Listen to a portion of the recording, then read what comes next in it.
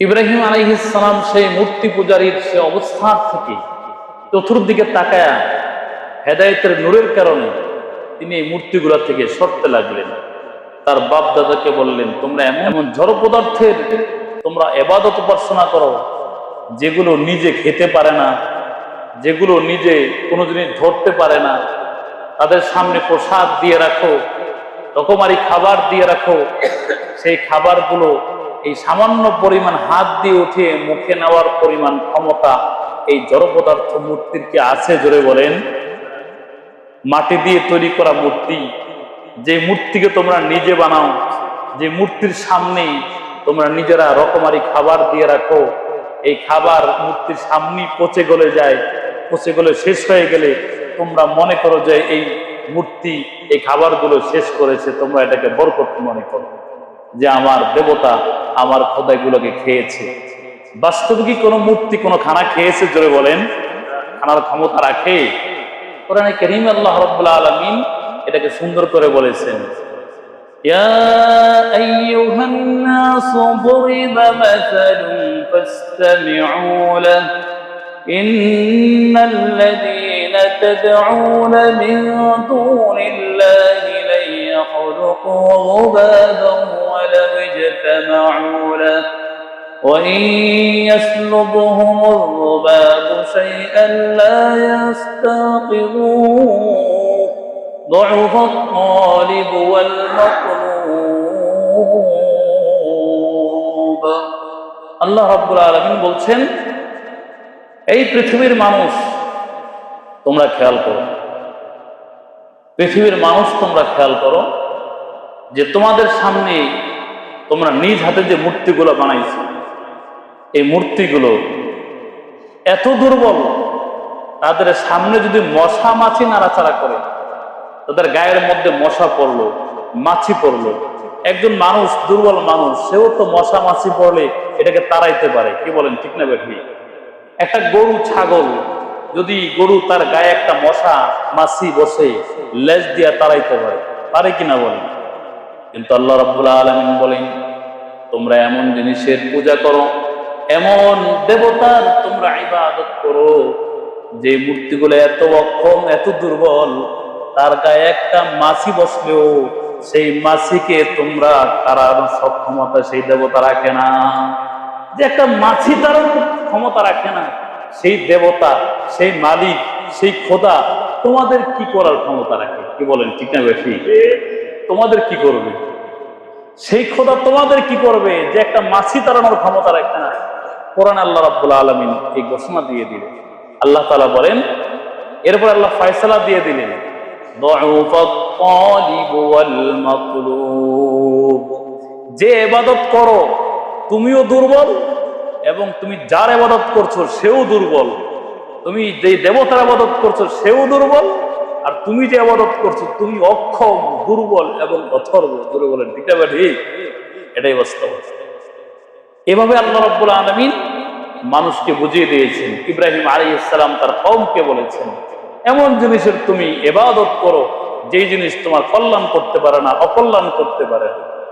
শেষ পর্যন্ত ইব্রাহিম আলাইহিস সালাম এই দেবতা থেকে মুক্তি পাওয়ার জন্য, এই মূর্তির অবস্থান থেকে মুক্তি পাওয়ার জন্য, দেখি আমার এই মালিক কিছু করতে পারে কিনা, একদিন গিয়া এই মূর্তির গায়ের মধ্যে এমন আঘাত করলেন, একটা আঘাতে বলে মূর্তির এক হাত ভেঙে পড়ে গেছে, আর এক হাত ভেঙে পড়ে গেছে। এবারে ইব্রাহিম খোসা দিয়ে বলে, তুমি কেমন দেবতা হইলা, কেমন মালিক হইলা? তুমি আমার উপকার করবা দূরের কথা, তোমার নিজের ক্ষতি তো তুমি এটা থেকে বাঁচতে পারো না। কি বলেন, ঠিক না বেশি? তোমার নিজের ক্ষতিতে তুমি বাঁচতে পারো না।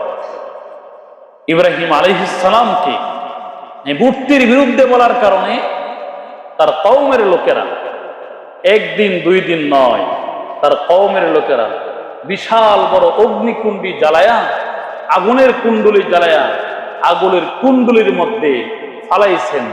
আর ফালাইয়া দিয়া তারা বলছেন, নবী তোমাকে শেষ করে দিব, তুমি তাওহীদবাদী, তুমি আমাদের মূর্তিকে বিশ্বাস করো না, তাওহীদবাদী, তুমি যাতে এক আল্লাহকে বিশ্বাস করো, দেখি তোমার এক আল্লাহ এই আগুন থেকে তোমাকে রক্ষা করে কিনা। এভাবে তারা ইব্রাহিম আলাইহিস সালামকে ফালাইয়া দিলেন। তাফসীরের কিতাবে বিশেষভাবে ইবনে কাসিরের মধ্যে আসছে, ইব্রাহিম আলাইহিস সালাম মূর্তির মধ্যে যখন তাকে আগুনের মধ্যে ফালাইয়া দিল, একদিন দুই দিন না, আগুনের মধ্যে 40 দিন পর্যন্ত তাকে তারা আগুন দিয়া জ্বালাইছে। আল্লাহু আকবার, আগুনে জ্বালাইছে। কিন্তু আল্লাহ রাব্বুল আলামিন যেভাবে ইব্রাহিমের মালিক, এভাবে আগুনেরও মালিক। আল্লাহ তাআলা আগুনকে বলে দিলেন, ইয়া নাউ কুনি বারদান ওয়া সালামান আলা ইব্রাহিম। আল্লাহ আগুনকে বলে দিলেন, আগুনের মালিক বলে দিলেন, আগুন পৃথিবীর মানুষের কাছে আমার ক্ষমতা দেখাও। এই ইব্রাহিম 40 দিন কেন, 40 বছর পর্যন্ত যদি আগুনের মধ্যে জ্বলে, সামান্য পরিমাণ তার লোম এবং পশম যেন না পড়ে, বরং তুমি আগুনের মধ্যে, তোমার এই গরম পরিবেশের মধ্যে আমার ইব্রাহিমের জন্য এসির মতো ঠান্ডা পরিবেশ করে দাও। জোরে বলেন আল্লাহু আকবার। সালামান, শান্তিদায়ক করে দাও, আরামদায়ক করে দাও। ইব্রাহিম আলাইহিস সালাম আগুন থেকে অলৌকিকভাবে বের হলেন। কওমের লোক তাকিয়ে রইল, জিজ্ঞেস করা হলো, তুমি কেমন কাটাইলা? ইব্রাহিম আলাইহিস সালাম বলেন, এই যে তোমাদের মধ্যে যে মূর্তির মধ্যে যে হালতে ছিলাম, আজীবন যেই পরিমাণ শান্তি পাই নাই, এই 40 দিন আল্লাহ রাব্বুল আলামিন তার চেয়ে বেশি আরাম আগুনের মধ্যে আমাকে দান করেছেন। সুবহানাল্লাহ।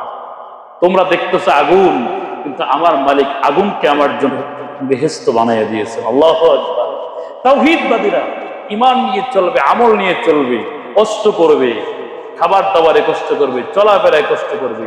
দূর থেকে আপনি মনে করবেন, না লোকটা জানি কত কষ্ট করতেছে, কিন্তু গিয়ে দেখেন ওই লোকটা তার তাওহীদের উপরে আল্লাহকে ভালোবেসে তার দুনিয়া সব কিছু তরক করেও অনেক আরামের মধ্যে, সুকুন আর শান্তির মধ্যে বসবাস। আল্লাহ রাব্বুল আলামিন বিশ্ব নবীকে নবুয়তের চিন্তা করলেন, নবুয়ত দিলেন। আল্লাহ তাআলা বলেন, নবীকে আমি নবুয়ত দান করলাম, আমি নবীর প্রতি ইহসান করলাম, আমি নবীকে নবুয়ত দান করলাম। নবী তোমাদের মধ্যে আসলো, তোমাদের কওম থেকে।